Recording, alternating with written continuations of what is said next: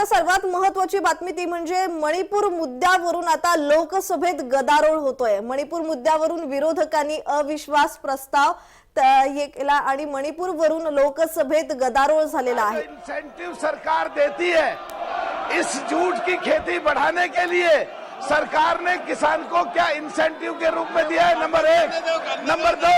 Number दो कि क्या सरकार पूरे देश में जूट की खेती और खास करके मणिपुर में, जिससे वहां पैसा ज्यादा जाए और झगड़े बंद हो जाए, सरकार झगड़ों को भी कंट्रोल करे और आर्थिक रूप से भी मजबूत करे, उसके लिए सरकार क्या कर रही है? और तीसरा, पश्चिमी उत्तर प्रदेश में जूट की खेती कैसे ज्यादा हो, इसके लिए सरकार क्या कर रही है?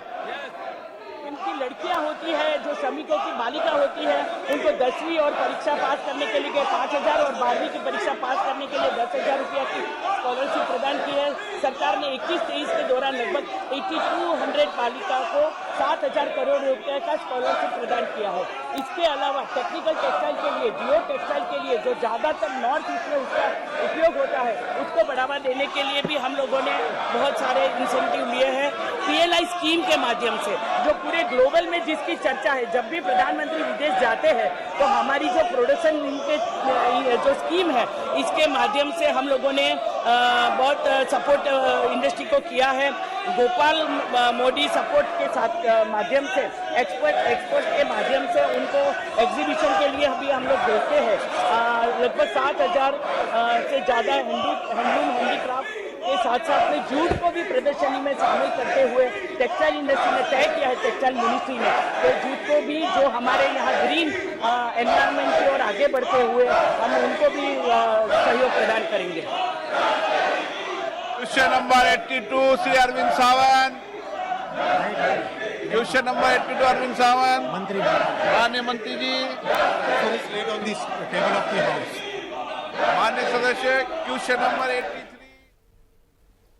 तर मणिपूरमध्ये सध्या भयावह परिस्थिती आहे। हिंसाचार मणिपूरमध्ये सुरू आहे, जाळपोळ सुरू आहे, महिलांवर अत्याचार सुरू आहे आणि याचे व्हिडिओ सध्या सोशल मीडियावर चांगलेच व्हायरल होत आहेत आणि या मुद्द्यावरून आता विरोधक आक्रमक भूमिका घेताना दिसलेले आहेत। लोकसभेत याचे परिणाम पाहायला मिळत आहेत, पडसाद उमटलेले आहेत। मणिपूर मुद्द्यावरून लोकसभेत गदारोळ सुरू आहे।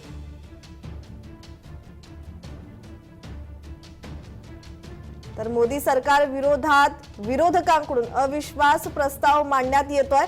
मणिपूरवरून आता विरोधक चांगलेच आक्रमक झालेले पाहायला मिळत आहेत। लोकसभेत याचे पडसाद उमटलेले आहेत, लोकसभेत गदारोळ सुरू झालेला आहे।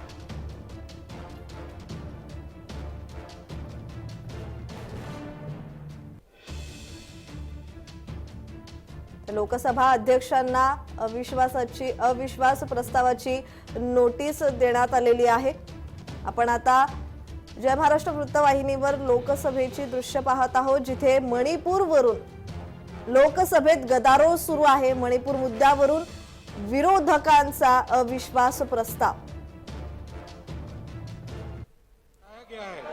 LC 249 में कॉस्ट शेयरिंग बेसिस पे ये प्रोजेक्ट अप्रूव हुआ था माननीय अध्यक्ष जी, और रेलवे ने इस कॉन्ट्रैक्ट को अवार्ड कर दिया है मई के 2022 में।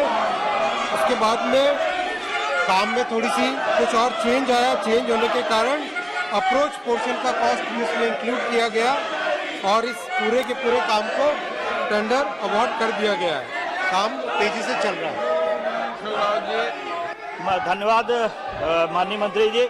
मैं दूसरा पूरक प्रश्न जानना चाहूंगा कि मेरे संसदीय क्षेत्र में बालामू रेलवे स्टेशन लेवल क्रॉसिंग 257 है, जिसमें अंडरपास के लिए फाइल लंबित पड़ी हुई है रेल मंत्रालय में, और उसी के साथ ही 258 की लेवल क्रॉसिंग है जिस पर रेलवे ओवरब्रिज स्वीकृत हो चुका है। मैं माननीय मंत्री जी से जानना चाहूंगा कि 257 के रेलवे अंडरब्रिज और 258 के रेलवे ओवरब्रिज की आगे की प्रक्रिया में अविलंब प्रारंभ किए जाने हेतु कोई निर्देश देंगे? मान्यवर सांसद महोदय का सजेशन नोट किया गया सर, और मैं मान्यवर सांसद से निवेदन करूंगा कभी भी कार्यालय में बैठ के उसका कंप्लीट रिव्यू हम लोग कर लेंगे। Now Sri Krishna. With respect to the RUBC, road underbridges, there is a huge problem, mainly in the rainy season, sir.